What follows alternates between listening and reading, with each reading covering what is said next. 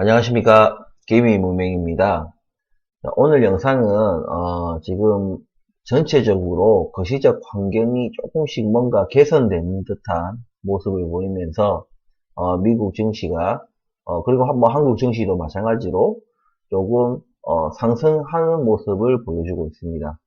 이런 상승이 어디까지 갈지, 그리고 지금 이런 거시적 경제 환경이 올해 그리고 이어서 내년까지도 계속 이어갈 건지 우리가 한번 고민해보는 시간을 갖도록 하겠습니다. 시청하시기 전에 구독과 좋아요 부탁드리겠습니다. 자, 우선 지금 보시고 계시는 차트는 미국 나스닥 차트입니다.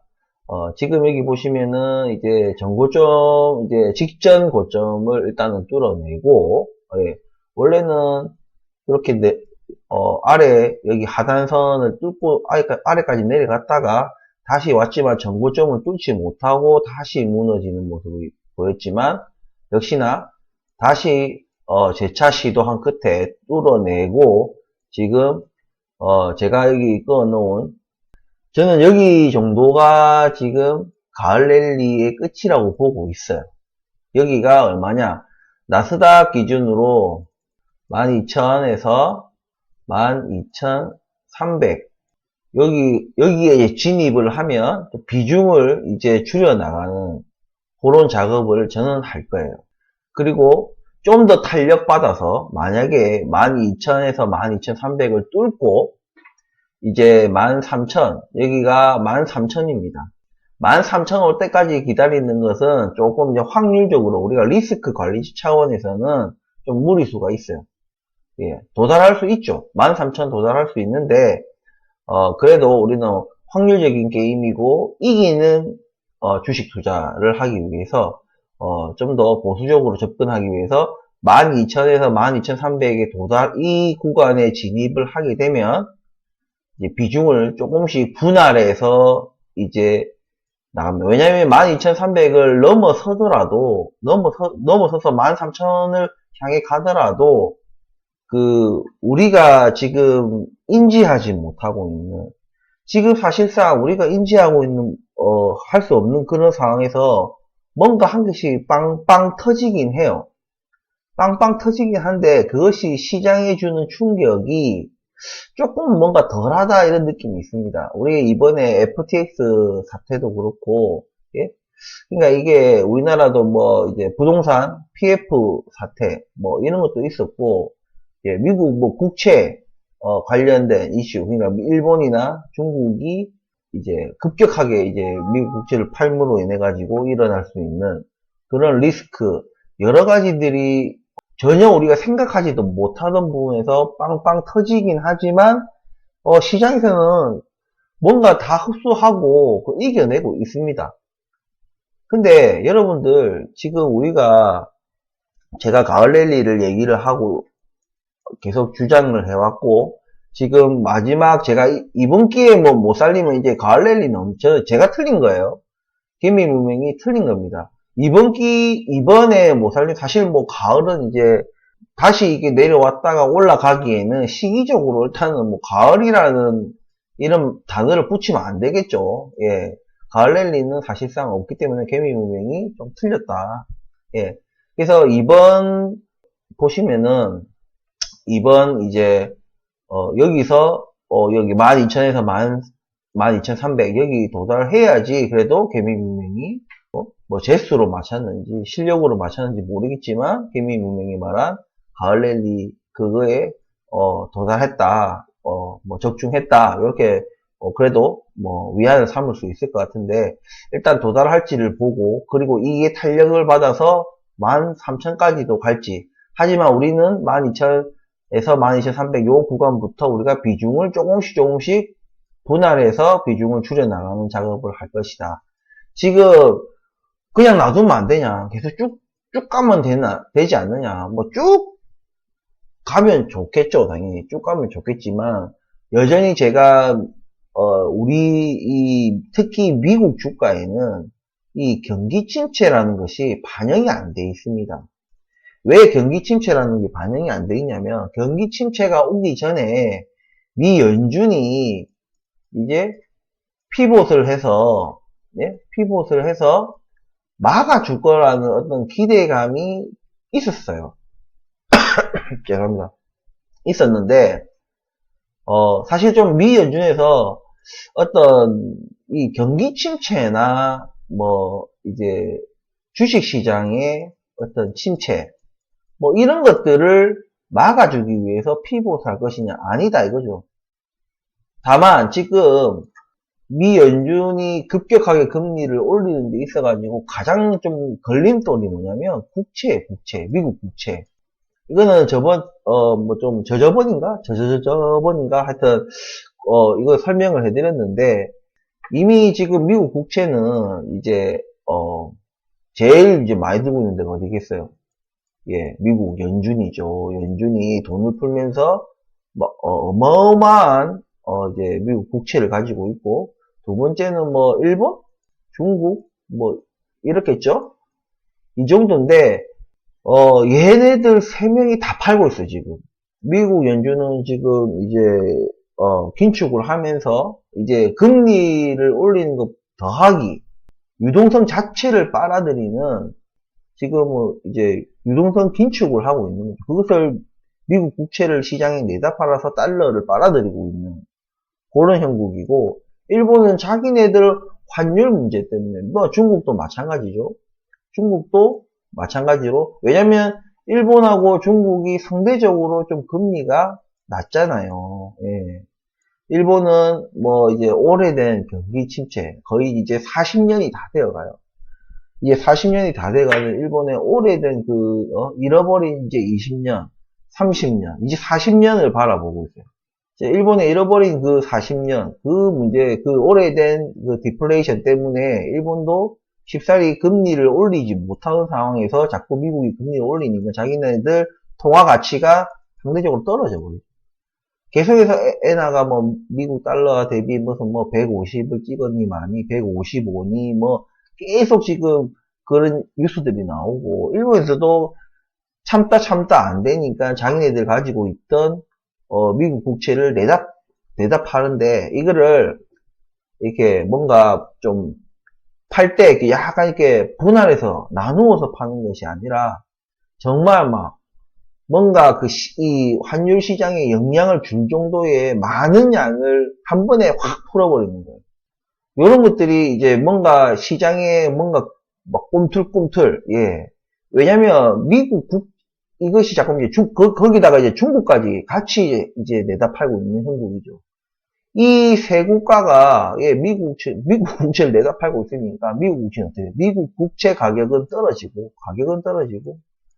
금리가 이제 치솟는, 이것이 뭐가 문제냐, 예, 뭐 미국이 원하는 것이 아니냐, 예, 할 수 있지만, 미국은 우리가 생각하는 어떤 수준, 그러니까 그 신뢰도, 국가에 대한 어떤 신뢰도, 얘네들이 내다 팔고 있는 이 미국 국채는 이제 환급성이 굉장히 좋은 이제 자산이기 때문에, 그런 게 굉장히 나중에 뭐 우리가 뭐 위기가 온다, 세계적 경제 위기가 오고 뭐 이렇게 하면은 모든 나라들이 미국 국채를 이제 사들이는, 왜? 안전자산이니까. 언제든지 환급할 수 있는, 예?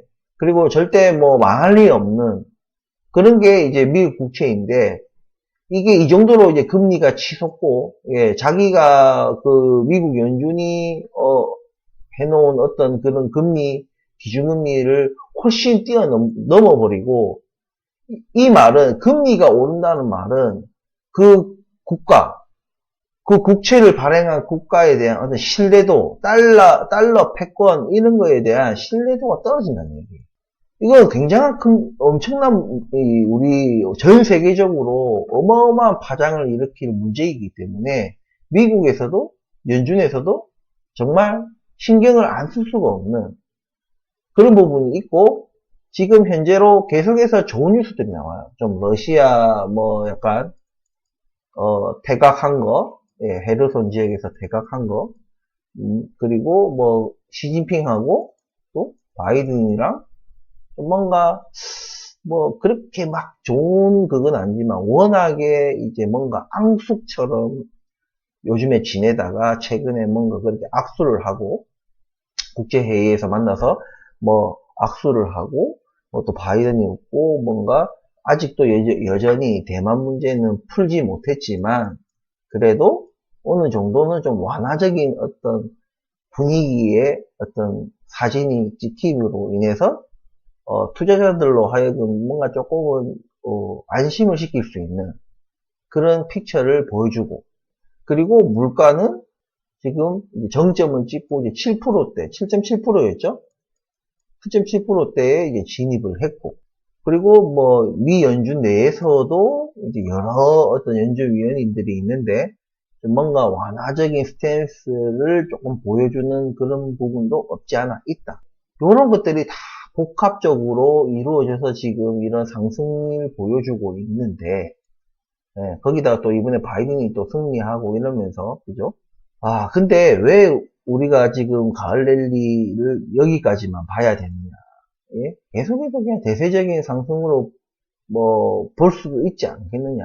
내년 되면은 물가가 좀 더 안정이 되고 보다 안정이 되고 뭔가 금리 인상 속도나 이런 것도 좀 많이 완화될 것이고 뭐 그런 것들이 이제 여전히 또 미국 뭐 실업률이나 뭐 고용률이나 뭐 이런 것들이 여전히 괜찮은 것을 보여줄 때 좀 계속 가도 되지 않겠느냐라고 할 수 있지만 제가 누누이 영상에서 말씀을 드렸지만 경기 침체는 내년에 반드시 온다. 이것이 안 오면 진짜 엄청난 문제를 낳게 돼요. 나중에 당장은 아니지만 정말 진짜 뭐라 해야죠? 뭐 미국이 망하고 뭐 중국이 진짜 세계 어떤 1위 어떤 국가가 될 수 있는 그런 계기를 마련할 수 있는 엄청난 사건이 터질 수 있습니다. 그 사건이 뭔데라고 얘기하신다면 그게 어디서 어떻게 어떤 경로로 그리고 그것이 터졌을 때 얼만큼 어디까지 그 파장이 이어질지 그리고 그 파장이 얼마나 지속이 될지 이런 것들은 제가 알 수가 없죠. 하지만 분명한 것은 돈을 그렇게 막대하게 풀면 당연히 물가는 오르고 물가가 그렇게 막대하게 풀었던 그 유동성만큼 물가가 미친 듯이 치솟으면 이 물가를 잡기 위해서는 그 금리를 올림으로 인해서 그 사이에 고통은 당연히 감내해야 된다는 거죠. 그러니까 한마디로 코로나 위기가 닥쳤을 때 두드려 맞아야 될 만약에 그때 우리가 아무런 조치를 하지 않고 유동성을 풀지 않았다면 칼로 난도질을 당했을 그 당시에 유동성을 풀음으로 해서 당장에 어떤 난도질은 안 당했지만 이제 이후에 이제 다시 정상으로 뭔가 회귀하는 과정에서 아무런 고통 없이 왜? 분명히 우리가 극약 처방을 넣었다는 거죠. 코로나 때 그 이상은 할 수가 없어요. 그냥 유동성을 금리는 제로 금리 가깝게 하고 유동성은 마구마구 풀었지 않습니까? 그 이상으로 뭐 할 수 있는 게 없어요. 근데 그것도 유동성을 적당히 푼 것이 아니라 필요한 곳에 적재적소에 푼 것이 아니라 그냥 마구마구 풀었습니다. 그 어마어마한 유동성에 취해 있던 이게 시장이 마치 마약에 중독된 것처럼 마취가 돼 있었던 그 엄청난 유동성에 그러다가 다시 그 유동성을 강력하게 빨아들임으로 인해 가지고 한마디로 담배 피다가 당장 이 시간부터 갑자기 끊어 마약을 막 미친 듯이 마약 중독자처럼 마약처럼 막 하다가 오늘 당장 끊어 이런 형국이다 이거죠. 그럼 어떻게 되겠어요? 계속 이 사람이 마약을 맞고 계속 이 사람이 줄담배를 피면 말로는 어떻게 되겠습니까? 죽겠죠.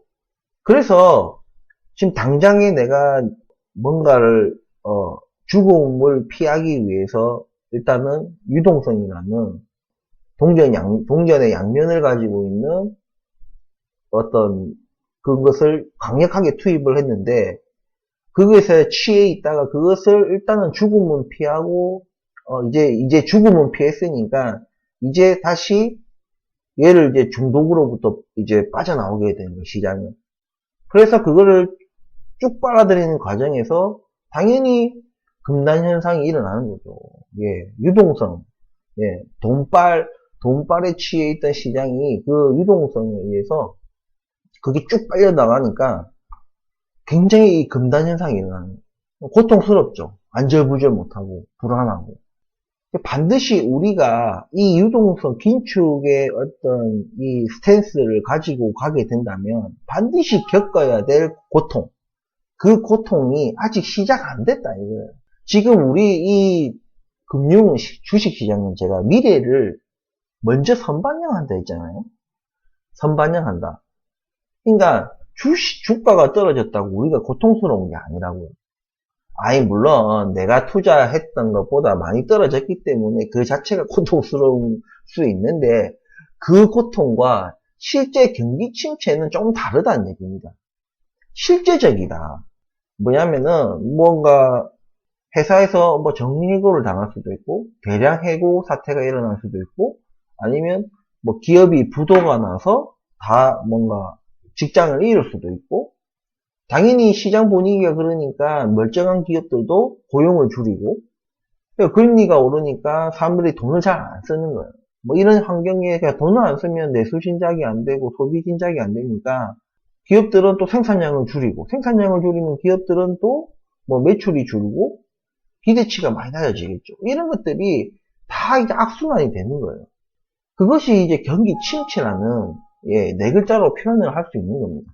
근데 그런 경기 침체가 저는 내년에 2분기, 3분기 온다, 반드시 온다. 근데 그것을 우리가 매월 며칠 몇 시에 옵니다라고 말을 할 수가 없잖아요. 알 수도 없고 분명히 우리는 그 과정을 겪어야 돼요. 아직 우리는 그걸 겪지 않았다. 주식이 뭐 조금 증시가 떨어졌다. 증시가 조정을 받았다. 이런 거는 실물 경제하고 좀 다른 겁니다. 실물 경제. 우리가 그냥 여기서 투자금을 조금 잃은 거. 우리 투자금은 일반적으로 어째요? 내가 지금 당장 뭐 오늘 우리 아이 치킨 사줄 돈, 우리 아이 학원비 보낼 돈, 그 돈 가지고 투자하지는 않잖아요. 일반적으로. 우리가 그냥 먹고 사는 문제는 일단 기본적으로 깔아놓고 나머지 가지고 투자를 하고 예? 돈을 우리가 레버리지를 일으키더라도 그 뭐 이자나 뭐 그런 거를 우리가 그거를 제외한 우리가 먹고 사는 문제를 해결하기 위한 그것을 제외한 나머지 부분에서 레버리지를 일으키든지 뭐 어떻게 하든지 투자를 하지 않습니까? 그러니까 우리가 실물 경제, 직접적인 우리 피부에 와닿을 수 있는 그 실물 경제에 대한 침체가 오지 않았다. 그것을 증시도 반영하지 않았다는 거예요. 그래서 내년에 저는 그것이 내년에 반드시 올 거라고 저는 생각을 하기 때문에 고전에 그러니까 우리가 그런 낌새 뭐라 하죠? 그런 어떤 그런 경기 침체가 일어날 거라는 어떤 그것이 가시적으로 우리가 어떤 조짐이 보일 때쯤엔 우리는 이미 늦었다 이거예요. 빠져나오기 더 힘들어진다. 제가 늘 얘기할 때 뭐랬어요? 우리가 주식하는 사람으로서 내려갈 때 주식을 사는 거다. 주식은 내려갈 때 사는 거라고 제가 말씀드렸잖아요. 주식이 우리가 일단은 만족하든 만족하지 않든 우리가 분석했고 우리가 목표로 삼았던 가을 랠리 거기가 여기고 많이 볼 수 있도록 13,000까지 본다 이거예요. 그러면 이렇게 오를 때 비중을 줄여 나가는 겁니다. 야, 그러다가 지금 13,000 뚫고 여기 위에 뭐 14,000 뭐 14,600 막 이렇게 막 가는 거 아니냐. 이거는 그냥 만약에 그런 일이 일어난다면 그냥 받아들여야 되는 거예요. 아, 내가 분석이 틀렸구나. 내 분석이 왜 틀렸지? 어디서 문제가 있었던 거지? 뭐 내가 뭘 놓친 거지? 그렇게 생각을 해야 되는 거예요. 만약에 그런 일이 일어난다면. 근데 현재로서는 지금 일단은 12,000, 12,000 우리가 이렇게 오를 때 비중을 줄이고 다시 내리거나 아니면 좀 횡보하는 시간이 이렇게 횡보하는 시간이 있다든가 횡보하다가 떨어질 수도 있고 이게 어느 시기에 어떤 또 드라마가 써질지는 모르겠지만 가장 큰 이슈 제가 이번 코로나 시국에서 정상으로 회귀하기 위한 마지막 그 고통이 바로 경기 침체다. 근데 이것이 사실 여러분들 우리는 짐작하지 못해요. 얼마나 우리가 경기 침체라고 표현을 했지만 얼마나 강력하게, 얼마나 우리 시장 곳곳에 우리 삶, 이 속속들이 어디까지 이것이 침투하고 우리에게 어떤 고통을 줄지는 사실 알 수가 없어요. 왜? 그 정도로 있잖아요. 코로나 때 돈을 어마무지하게 풀었다는 얘기예요. 조금 아쉬운 부분이 있다면 그 코로나 시국 때 돈을 어마무지하게 풀 때 그때 좀 재미를 못 보신 분들, 재미를 못 보고 그냥 가만히 있다가 하다가 막 또 두 번째는 재미를 못 보신 분들도 안타깝지만 재미를 봤지만 볼 수도 있었지만 계속 오를 거라는 생각에 혹은 자만심에 그냥 들고 있다가 마이너스 난 경우, 마이너스를 났거나 아니면 번전이 됐거나, 예? 주식이고 부동산이고 다 뭔가 허탈해진 그런 분들, 이런 분들은 좀 안타까워요. 돈을 무지막지하게 풀면은 당연히 모든 어떤 재화나 이런 것들이 올라가게 돼 있습니다. 자산도 마찬가지고. 그러니까 근데 그 어마어마한 유동성 그거를 쫙 빨아들임으로 인해서 지금 올해는 굉장히 빠른 속도로 이걸 유동성을 빨아들이고 있어요. 내년 되면 올해보다는 좀 늦겠지만 워낙 우리가 올해에 너무나 빠른 속도로 빨아들이다 보니까 내년 되면 그게 완화라고 생각을 합니다. 물론 올해보다는 완화겠지만 여전히 강력하다 이거예요. 여전히 강력한 긴축이고 제가 여러분들한테 물이 100도 되면 끓잖아요. 그게 90도 됐다고 안 뜨겁나요? 제가 이런 말씀 드렸지 않습니까? 90도도 뜨겁고 80도도 뜨거워요. 여전히 이게 떨어져도 뜨겁다는 얘기입니다. 그것을 견뎌내지 못하는 수많은 기업들과 가게들이 생겨날 수밖에 없어요. 이거를 멈추면 안 돼요. 이거를 정말 이거 판단을 잘해야 됩니다. 그렇게 그걸 못 견뎌내고 자빠진 기업들이나 가게들 나중에 이게 정상화가 되면 그때 살려준 구제를 해줄 수 있는 어떤 정책이나 어떤 그것들을 하면 됩니다. 근데 이것을 오판해가지고 잘못된 또 정책으로 간다면은 나중에는 그냥 폭파예요. 그거는 폭파. 그냥 다 죽어요. 그렇죠. 정말. 그것을 뭐 디테일하게 어디가 그렇게 폭파되는데 뭐 어떻게 되는데 이렇게 뭔가 뚜렷하게 말은 할 수 없지만 분명한 것은 분명히 온다는 얘기입니다. 그래서 정책 당국자들이 뭐 얘네들 제가 머릿속에 들어갈 수는 없지만 지금 우리가 직면해야 되는 것은 그 어떠한 형태로든 경기 침체를 겪어야 되는 거예요. 반드시 그 겪으면서 조금 썩은데 곪은데 이런 데는 과감하게 잘라내는 아니면 그냥 스스로 그냥 자멸하는 그런 것들을 일단은 우리가 겪어야 된다는 얘기. 그런 것들을 겪고 그런 어떤 제가 옛날 정상에서 뭔가 비정상에서 정상으로 가는 어떤 그 과정이 과도기에서 일어날 수 있는 명현현상 같은 것이 일어나고 있다. 바로 그 어떤 클라이막스가 바로 내년에 일어나는 경기 침체다. 그래서 그렇게 경기 침체가 내년에 올 거라는 거. 그리고 시기적으로는 2분기 혹은 3분기 정도로 예상을 하고 있다. 왜?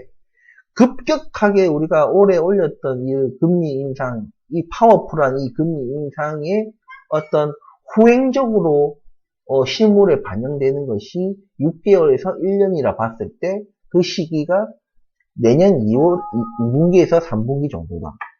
이렇게 말씀드릴 수가 있어요.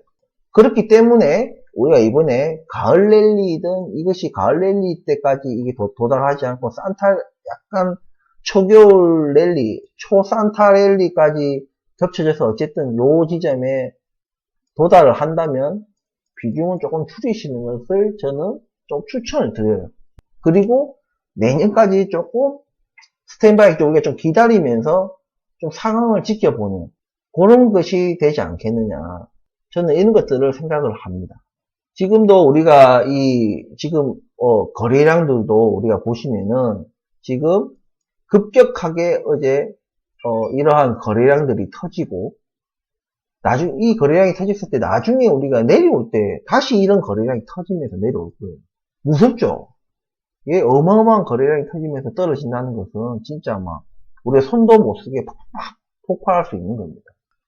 어쨌든 우리가 지금 뭔가 다 좋아지는 것 같잖아요. 전쟁도 러시아, 우크라이나 전쟁도 뭔가 조금 뭔가 소강 상태고 뭔가 러시아가 좀 한 발 물러난 듯한 느낌이고 뭔가 시진핑과 바이든이 뭔가 화해하는 듯한 느낌이고 그리고 바이든이 또 뭔가 이번에 승리함으로 해서 뭐 재생에너지나 예, 대체에너지 이쪽이나 이런 거에 또 그런 게 있고 물가도 떨어지고 미국의 연준의 어떤 스탠스도 조금 뭔가 완화적인 금리 인상에서 인하까지는 아니더라도 뭔가 좀 더 속도와 강도 면에서 완화적으로 나가야 된다는 어떤 표현을 쓰고 있고 근데 여러분들 이거를 조금 다르게 생각해 보면 그만큼 위험하다는 얘기로 우리는 받아들여야 된다. 그 위험이 내년 2분기에서 3분기쯤에 올 것이다. 그래서 우리는 저는 조금 미리 움직인다고 말씀드렸지 않습니까? 그것이 조금 이를 수도 있어요. 제가 이것만 말씀드리고, 영상 마칠게요. 제가 이렇게 뭔가 사이클이 있다고 했을 때, 제가, 팔 때는 대충 이쯤에 판다. 대충 이쯤에 산다. 뭐 이런 말씀을 드렸잖아요. 근데 자 우리가 지금 이때 이제 오를 때가 하면 여기 올랐다 치자 갈렐리처럼 올랐다 치자 한 대충 이쯤에 비중을 줄여 나가는 거야. 하면 이 많은 것은 더 오를 한 이만큼 더 오를 수도 있다는 얘기죠. 그죠? 그렇기 때문에 조금은 우리가 이르게 우리가 시장도 예상하지만 그 시장의 예상보다도 좀 더 반발짝이라도 조금 더 빨리 우리가 움직일 필요가 있다. 왜? 우리 정점을 알 수가 없는 거예요. 어영부영 하다가, 나 그냥 내리막 타는 거야, 내리막. 뭔가 타이밍을 놓쳐버린다는 얘기죠. 마켓 타이밍을 잡으라는 얘기가 아닙니다.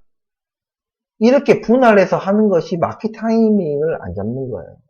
마켓 타이밍을 안 잡고 적당한 시기에 그냥 비중을 좀 줄여나가는 것이에요. 다만 비중을 뭐 얼만큼 줄일 거냐라는 것은 이제 개인의 판단의 몫이죠. 예, 난 줄이지 않겠다라고 해도 뭐 그것은 본인의 선택이니까.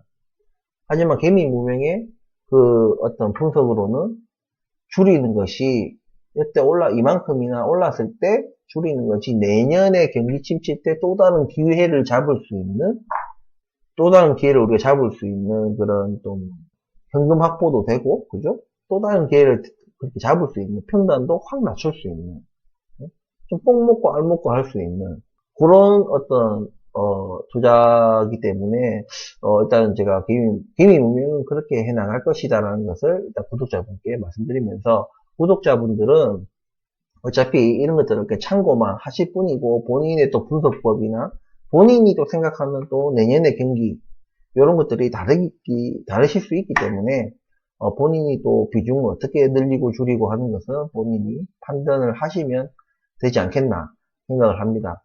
지금 위기가 아직 내년 2, 3분기 하면 굉장히 먼 것 같지만 지나고 보면 정말 이 정도는 단기라고 우리가 표현하는 이유가 그런 데 있습니다. 뭐 초단기까지는 아니지만 단기라고 표현할 정도로 굉장히 짧아요. 올해 이제 거의 다 갔어요. 올해 이제 지금 한 달밖에 안 남았잖아요. 나가면 당장 내년입니다. 아무튼 이번에 일단은 우리가 먼저 확인해야 될 것은 12,000에서 12,300을 진입을 하는지부터 우리가 확인을 해야 되겠습니다. 아무쪼록 이렇게 뭔가 지금 굉장히 분위기가 완화적인 분위기, 그리고 언론, 왜냐면 개미 입장에서는 언론에서 쏟아내는 기사들을 듣는 게 우리 개미들의 뭐 한계 아니겠습니까? 예, 늦다 이거예요. 그것만 보고는 우리가 늦다. 그런 데이터를 보고 그런 정보를 가지고 그 다음을 우리가 생각을 해야 된다. 생각할 수 없는데 생각할 수 없어도 우리는 생각을 해야 돼요. 그래야지 투자다운 투자를 할 수 있고 우리가 이길 수 있는 투자를 할 수 있다. 이런 말씀을 드리면서 오늘 영상을 마치도록 하겠습니다. 감사합니다.